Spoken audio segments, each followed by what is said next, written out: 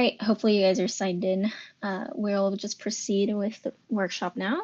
So this is the third workshop of the semester. We're just going to be doing an introductory overview of storyboarding.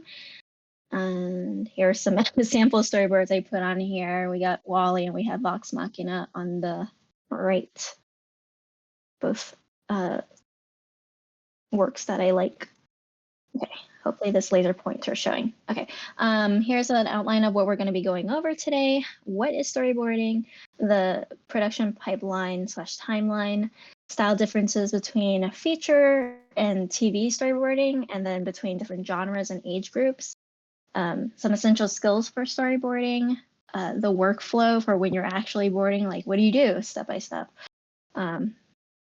And then rules to keep in mind and some resources for you guys. And then we'll have a little Q&A if anyone has any questions at the end. But feel free, if you guys do have questions, you can send them throughout. And I'll try to check the chat. But if I feel like I can answer it at the end, then I'll probably save it for the end. Okay. So what is storyboarding? It's fundamentally just like visually conveying a piece of information, or in this case, an idea or a story. So I have an example here from Big Hero 6. Well, actually, both of these are from Big Hero 6, but this one's from the movie. And this is what it looks like when you put storyboards like frame by frame. So it's not a complete animation, but it's got the key moments of what's going on, when the emotions on the characters change, how they're moving throughout the scene, how the background looks. Even though it's like really loose, it gets the point across, and that's the main point of storyboarding. It's not about making a clean looking like animatic, but it's more so just getting the point across. Well, it gets a little bit more clean in something like TV boards, which is what this is. This is for the Big Hero 6 TV show. Feature, you'll notice that it's a lot more loose, a lot more gestural, and then TV boards is a lot more cleaned up and more on model, but we'll get more into the differences in a bit. Okay, so the production pipeline for storyboarding looks like this for TV. I didn't include feature because feature timelines can vary quite a bit, and they do go on for like much longer, since it can take a much longer time for the pre-production process for a film to go.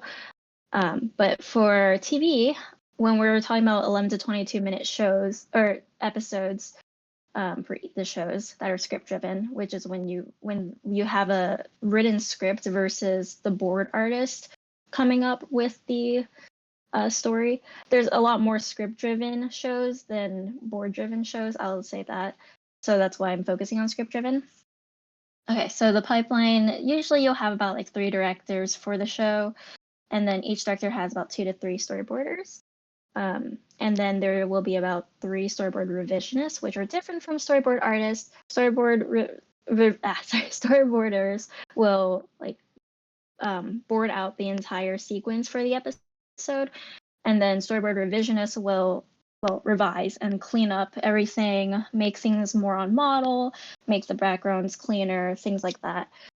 But they won't be coming up with like the shots or anything like that. So with storyboarding, you'll have, for the first 2 to 3 weeks, you'll be thumbnailing out the sequence, like coming up with how it's going to look, what are the compositions you want, how are the characters going to interact, things like that. And then once the thumbnails are done, you move on to the roughs, which is just cleaning up the thumbnails a bit, making it not so sketchy and loose. And then once that's done, once you have the roughs, you turn that into the director, and the director will give some guidance on what needs to be changed. So maybe like they want a character to be moved slightly, or they want a different expression, or maybe they want a different idea for the story altogether for a specific scene. So those changes will be made, and that's why you want to keep things really loose and rough, because you don't want to like spend hours on drawing a certain scene only for the director to be like, can you just like fix all of that?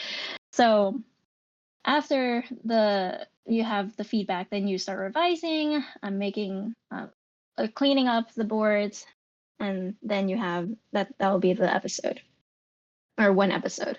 So it's about 6 to 8 weeks for each episode for these shows typically. All right, so TV versus feature. Here we've got TV boards, here we've got feature boards. TV boards, you'll notice, are usually more cleaned up, more on model, because TV boards are often sent out to or outsourced to companies, other companies, or to other countries' companies for animating or animation and compositing. Sorry. So you really want TV boards to be clear visually because you don't want there to be any communication barriers or minimize the communication barriers, because you won't be able to like consult people within the company that easily, in case you want to know like, oh, what's going on in this scene. So you have to make sure like TV boards are clear so that the animators will know what to do. And there is usually simpler camera movements. It's changing because there's more CGI shows now, but there are still a lot of shows that are 2D animated. So camera movements will mostly be like simple pans, but nothing like too crazy, like camera spins or turns, anything crazy like that is a little bit more reserved for CGI shows. And then compositions will be more usually flat. And you'll notice this for more for cartoons or like younger age range oriented shows, like for example Gumball or SpongeBob. Of course, there's a few exceptions to that rule, and there's also more like shows that are aimed for more like teens or adults. They can have some crazy compositions and camera movements. Okay, so feature boards, on the other hand, they're more gestural, they're not as clean. They don't have to be on model as much because most features are done in-house, so in the same company. And so communication is not as much of a barrier if something needs to be clarified, like, hey, what's going on in this panel? If the animator asks that, then they can get the answer like right away, or not right away, but much quicker than if they were not in the company. And there will be often more complex camera movements because a lot of feature films will use CGI. Okay, so some style differences between show genres / age groups. Usually with like younger age range oriented shows, take anything like Nickelodeon or Cartoon Network, you're gonna get much more simplified shapes for the character designs and the background designs. You'll have like rectangles and triangles and circles that will make up these elements, because these are a lot easier to draw and much easier for kids to take in or process in their brains. When you get to shows like Castlevania or Vox Machina, they have more like a kind of anime influenced sort of style. They'll be more anatomically realistic or anatomical and proportionate wise. And they'll be a lot more detailed with like fabric, like you can see the folds here and all these little details within the clothing and things like that. And then there's also primetime shows for adults like Family Guy or oh my god, I don't really watch primetime shows. I'm trying to think of the other one. Oh, Bob's Burgers. They will have usually like flat compositions like this, flat staging, and the designs are still simplified, but a little bit more detailed than something from like younger age ranges. That's changing a little bit nowadays, but this is the general overview or idea. And then it's important to know like what kind of style that you want to work in, because if you want to be a storyboard artist, then you can cater your portfolio towards that, making storyboards in a specific style, or you can also like show your range in being able to switch between different styles.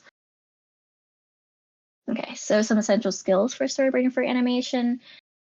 Here's a triangle or a pyramid from Dooman. He's got this YouTube channel, which will be also one of the resources that I'll put at the end. But here's this triangle that he made, and this is made for action adventure storyboards. But to be honest, I think it really applies to like most storyboards anyways.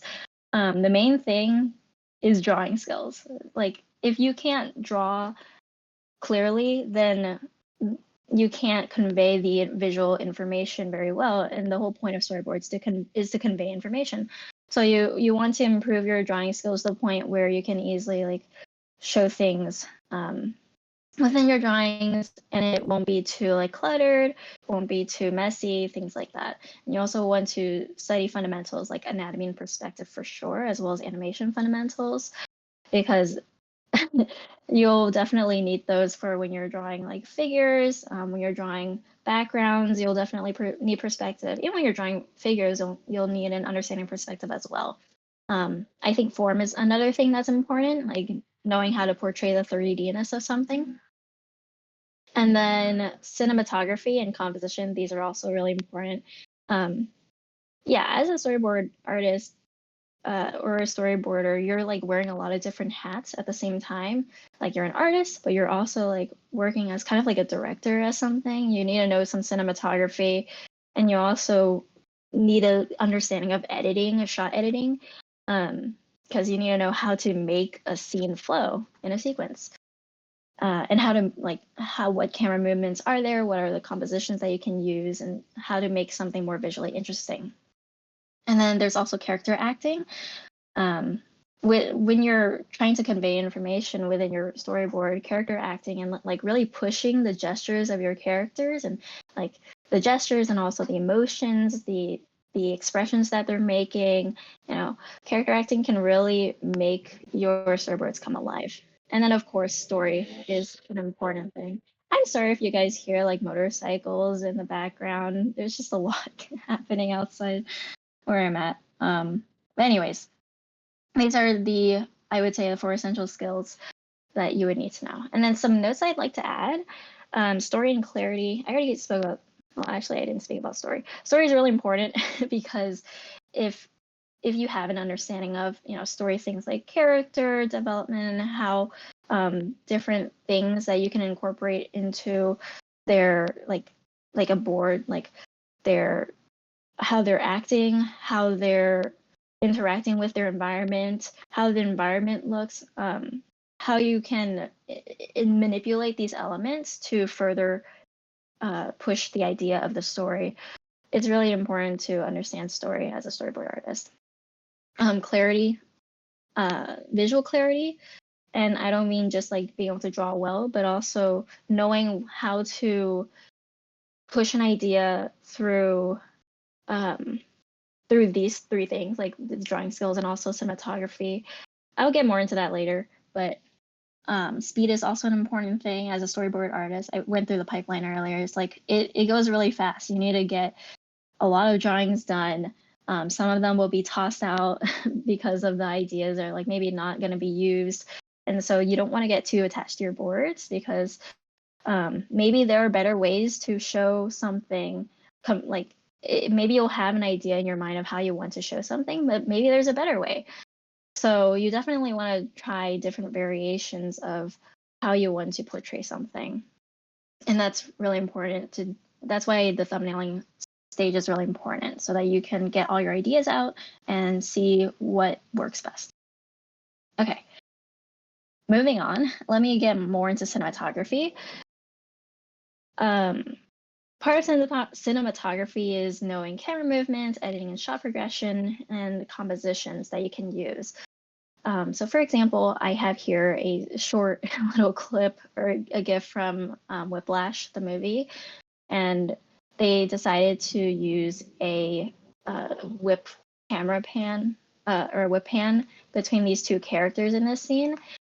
Why did they choose to use that? Well, it adds this dynamic energy to this scene between them.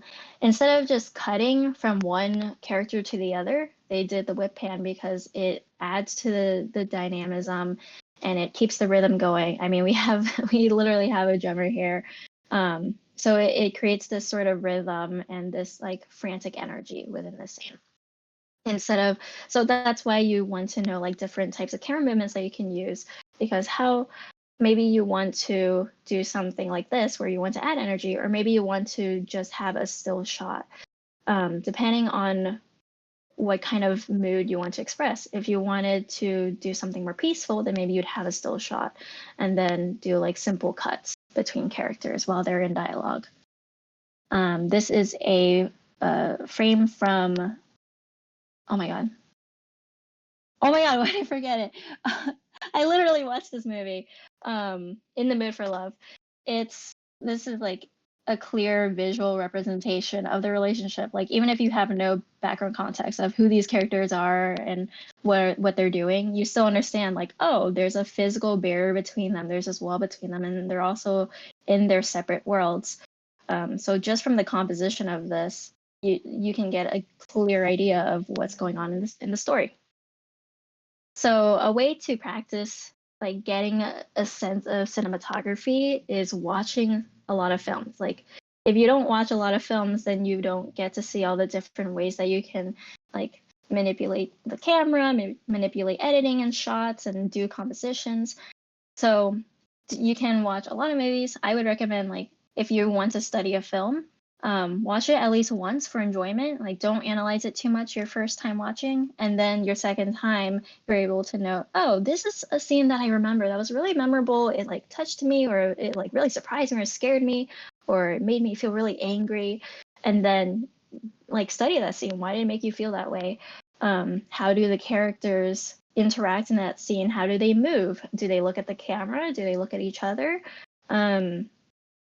And things like that, just noting all of these different things in these films, because a lot of decisions in films are very deliberate. Directors are very precise about why they want things a certain way. So when you're doing film studies, you can just like jot some notes down, or you could also do something like reverse boarding, where you take a specific clip from a film or a show. It doesn't have to be like a movie, and then just drawing every single like frame, or not every single frame, but like the main beats of the scene.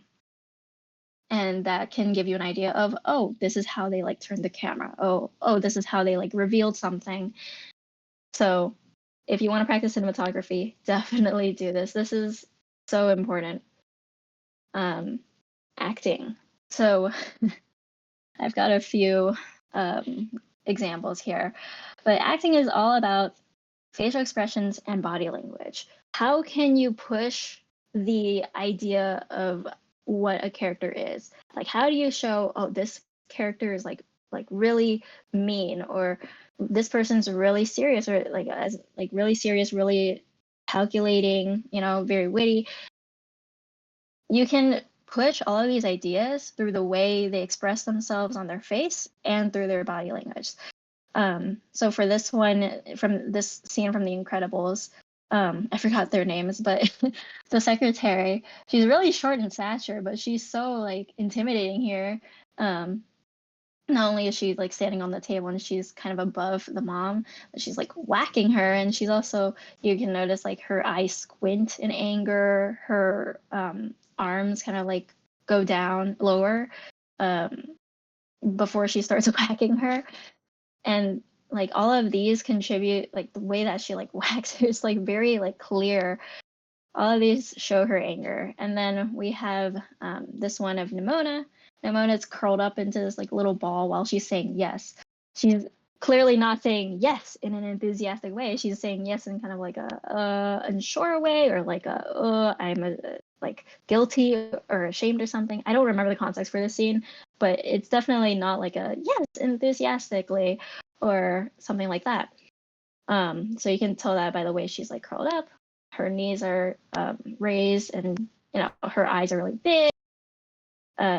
Yeah, just noting those things. And then this example from Singing in the Rain, we have sorry, I never actually watched this movie. I don't know his name, but this guy, he's literally in the rain right now, but he's so happy.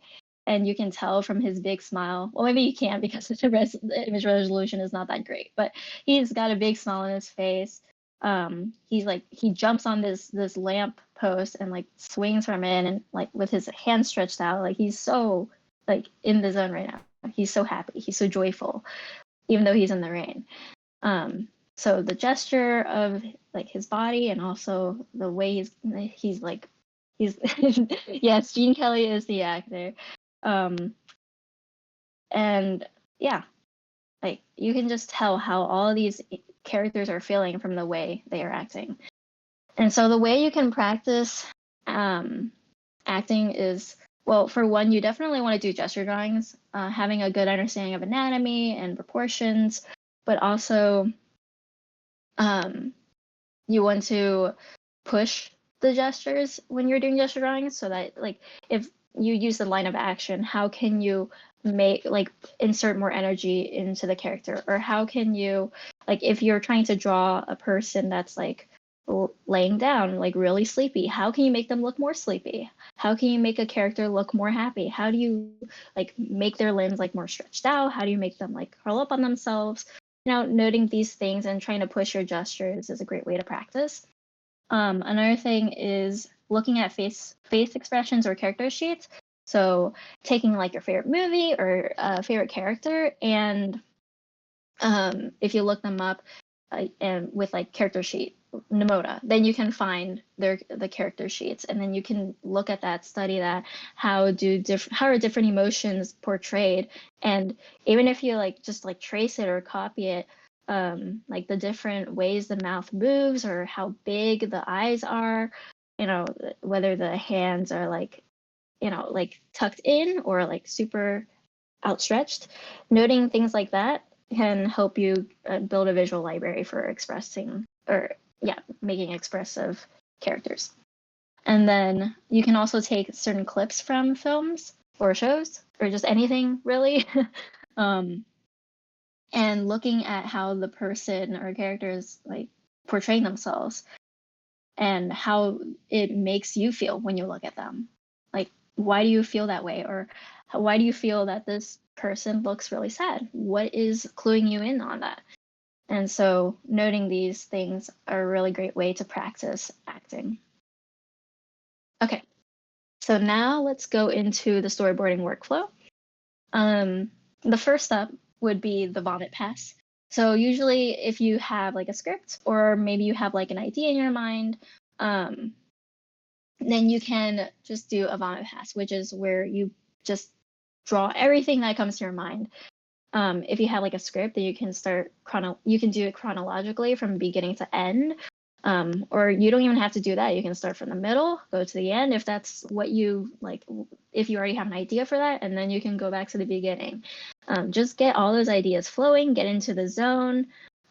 Even things that you think aren't going to work or that you aren't going to include, just draw them out anyways. You might just like go back and look at that and be like, yes, this is exactly what I want.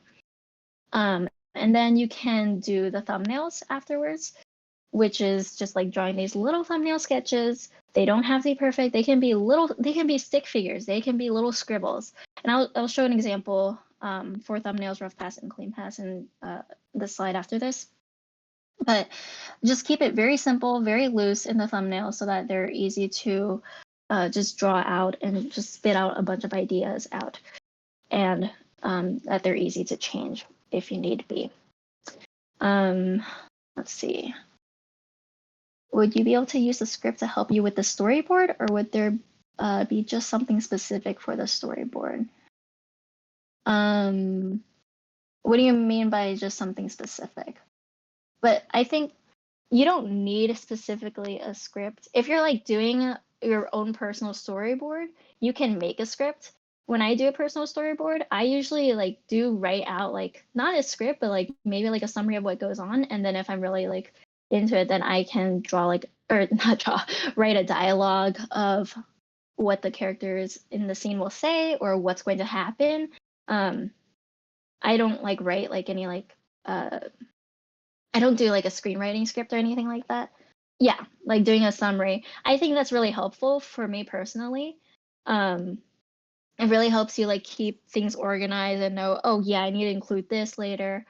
Um, yeah, so you can definitely do that. You can write out a whole script if you want.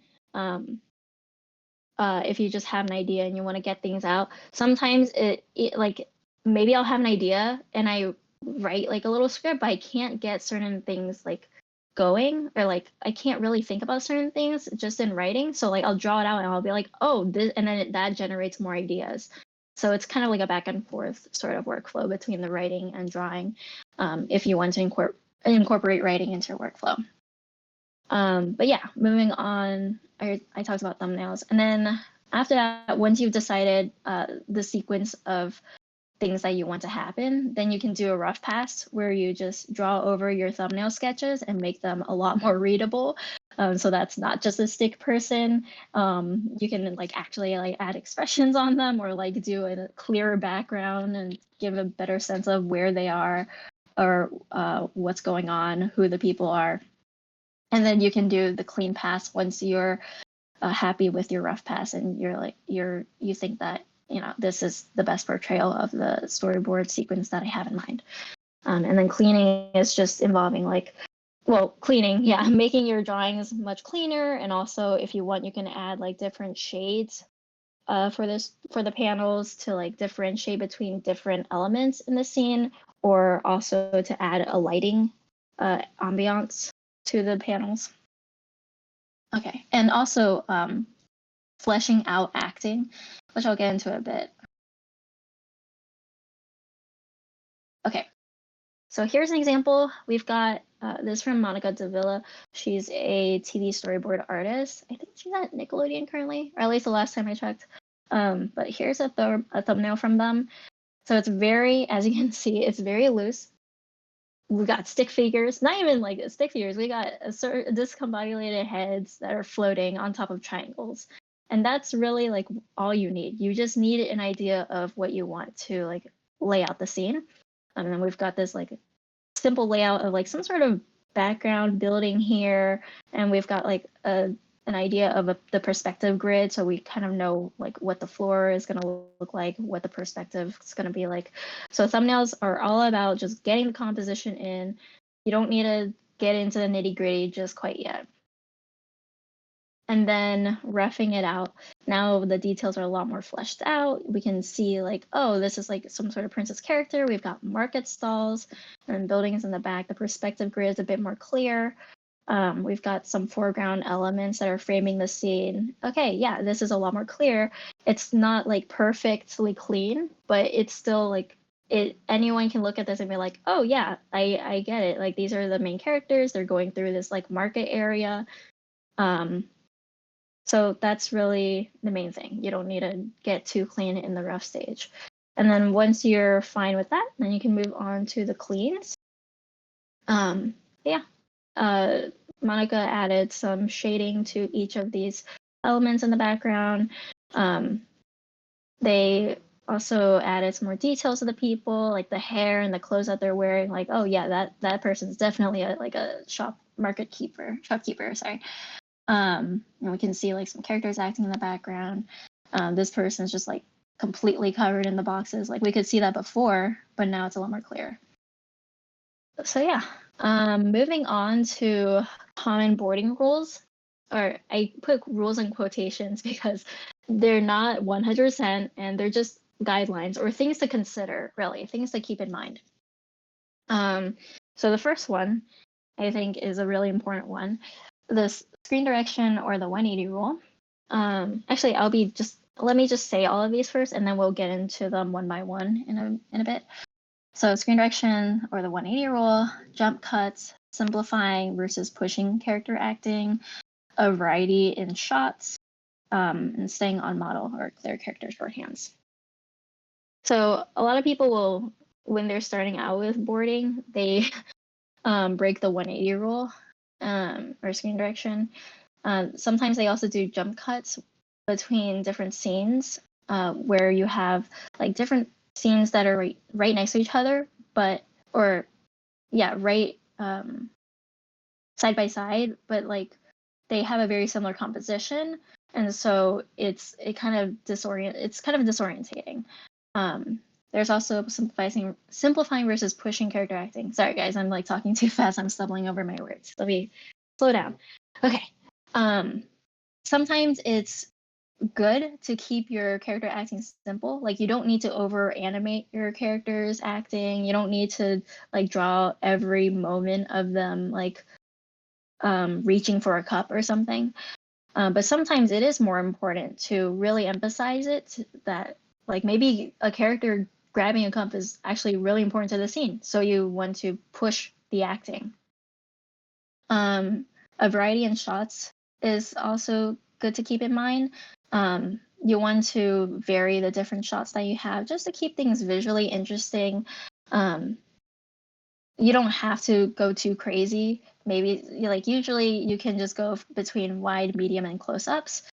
But sometimes you want to add other things like up shots, down shots. You know, sometimes you want to do a oh my god, what's the word? I forgot what I was even gonna say, to be honest. But yeah, you can definitely vary up your shots if you want to keep things interesting. And then staying on model, which is like being accurate to what the original character looks like, or creating clear character shorthands. Shorthands meaning like how can you most quickly or easiest like portray a character without getting into all the details. Okay, so let's move on to just going through each and one of them. So for the 180 rule, it's when you have two characters or more, but for this example, two characters, and when you have the camera pointing at them on screen, they'll be on separate sides of the screen. So the purple person's on the left and the green person's on the right. If you move the camera to the other side of the line that's between them, then you'll have these orders switched. So now green is on the left, purple's on the right. And so what you want to keep in mind when you're storyboarding is you want to stay on the same side unless you're doing like an intentional break in the 180 rule, which is fine if it's intentional and there's a good reason for it.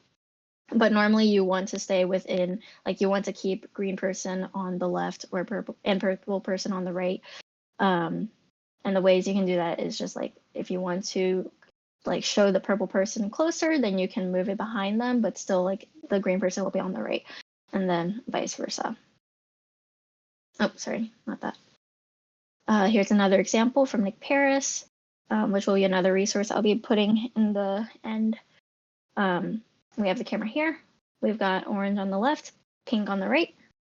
And then if you just like view them side by side, it's a little bit disorientating to see. It's like, oh, why did they suddenly just switch positions? So that's why you want to maintain the 180 rule. And then here's another example.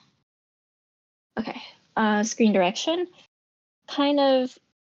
it kind of goes along with the 180 rule where you want to stay or maintain things in a certain way. So for example, if a person's running in one direction, you want to keep them moving in that same direction for the subsequent scenes. Sorry, the scenes that are coming up next. So for example, these people are moving to the right. So in the next panels, they're gonna continue moving to the right, and they're moving to the right, and they're moving to the right, and they're moving to the right. Until they change direction, and then you can change the screen direction. But otherwise, you want to keep them moving the same direction just to keep things consistent.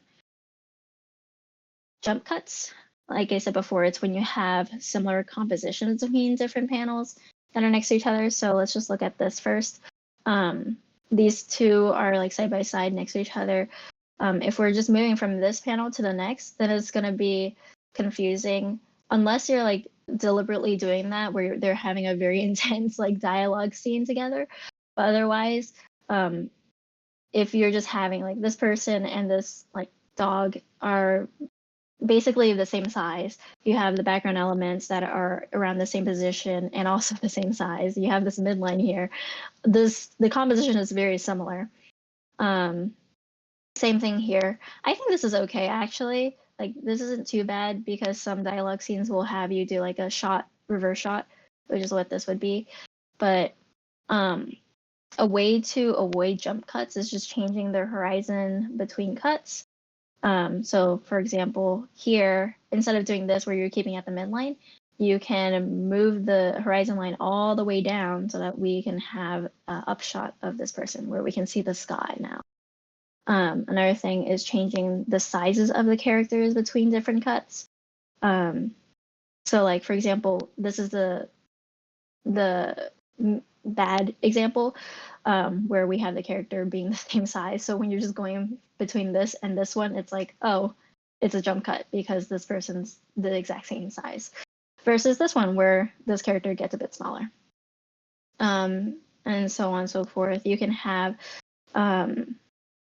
different background elements or different backgrounds when you're going between different cuts so that you can avoid jump cuts. Okay. And then I do have like 2 video clips, pretty short, that I wanted to show. Let me full screen this real quick.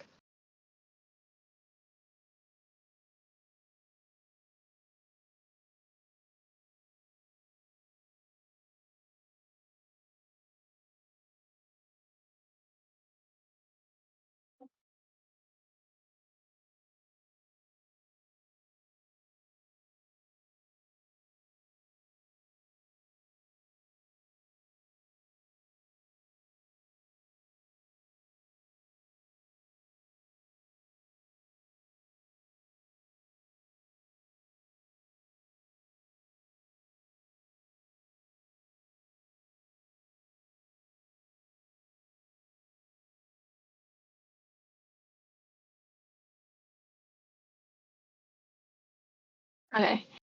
Yeah, I want to show that scene is from the Royal Tenenbaums, where Richie, this character, is like shaving.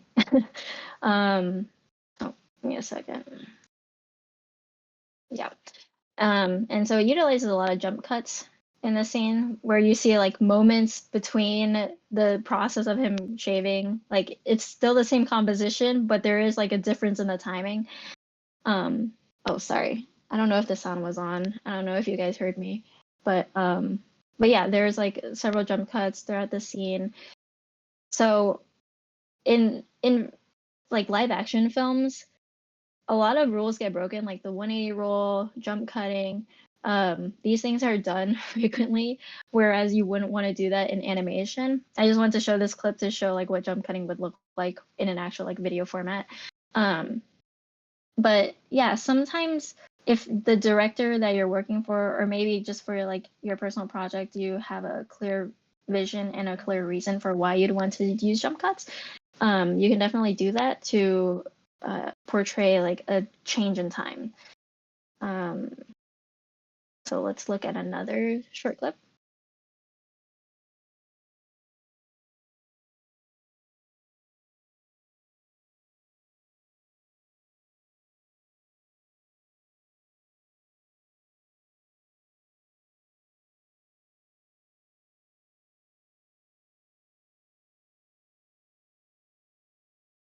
Yeah, so I went to show that because, oh, give me a second. There's a lot of different cuts here that are edited together. I wanted to bring your attention to this short one right here. Oh gosh. The video formatting or the video function in Google Slides is not really great to work with. But yeah, so we're moving from here to here.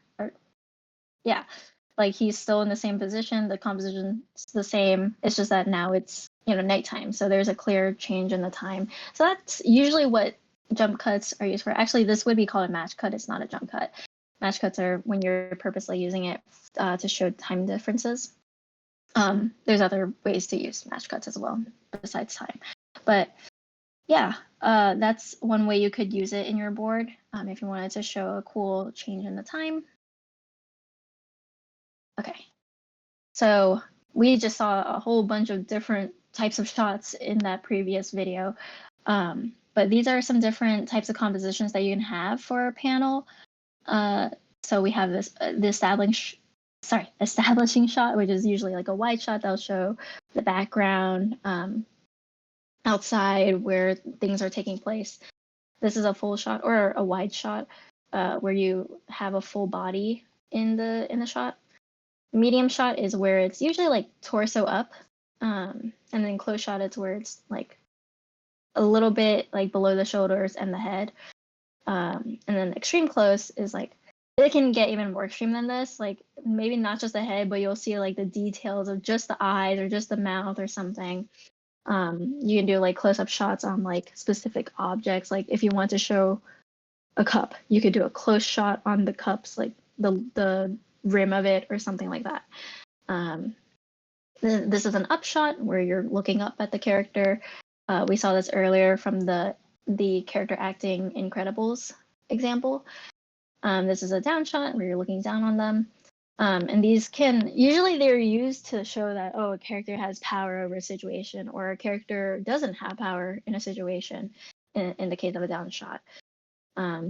Yeah, over the shoulder is usually used for dialogue, to show both of the characters in the same frame. Two shot is when you have two characters in the scene. And that can go like to a three shot, which is like three characters in the scene, group shot where you have a whole bunch of people in the scene, and so on and so forth. And then a POV shot where, like it says, you're seeing it from the point of view of the character. Okay. And I bring this up because, yeah, usually you want to like know all these different types of shots so that you can utilize maybe not all of them in one sequence of a storyboard, but if you really want to like push the idea that someone's evil or something, then you can use an upshot, just to add like a bit of spice to your storyboard visually, but also to really push that emotion, or the idea that that person is like evil and scary and intimidating. Okay, so keeping it simple. So like I said before, you can keep acting in a storyboard simple. So for example, if I want to show this character as sleepy, I can just do this. Oh, okay, so they're leaning on their hand and their eyes are closed. Okay, that gets the idea across completely. But sometimes if it's really important that this character is sleeping, it's really important, then you can you can push the acting. So you can add a few more panels to this. So for example, yeah. So let me just go back to the start there. So for this one, they're not just like leaning a little bit, they're also, their eyes are drooping, they're nodding off, and now they close their eyes, and then they're so sleepy that their head bonks on the desk. So if you wanted to exaggerate the acting, then you can do something like this. But I would say only do this when it's really like when it's to push an idea that's really important. Don't overact your entire storyboard sequence, or else it's going to be way too long. And sometimes it is like perfectly fine to just do something like this, where okay, we get it. This character's sleeping. But like for something like a kid show where you're trying to add some comedy to the scene, something like this can add some comedic flair to the scene, where you're pushing the acting. So yeah, know when to simplify, know when to push. Okay, so moving on to character shorthands. At the top, I have a example of a feature style sort of character, and then on the bottom I have an example of a TV shorthand or TV style character shorthand. So here these are the names of the artists, by the way, that made these. Tanika Pintoya. Actually, I'm not sure. I think Torrin Atkinson did this. That's where I got it from. It was a presentation he was giving.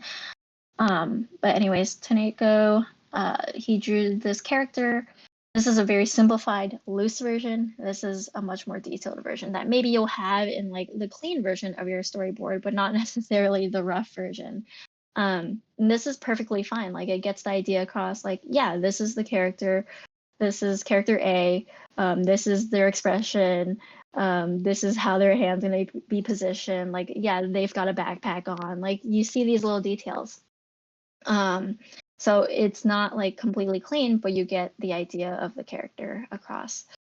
For this one, we have this character, Moon Girl, and like instead of drawing all these details of her outfit and like her hair and everything, you can simplify these into simple shapes. Like these little hair palms, they get simplified into these big circles. Her glasses get bigger, because it's like it'll be a little bit hard to see since this is all black and white. If these glasses were a bit smaller, they'd be a little bit more confusing. So you can make them a little bit bigger.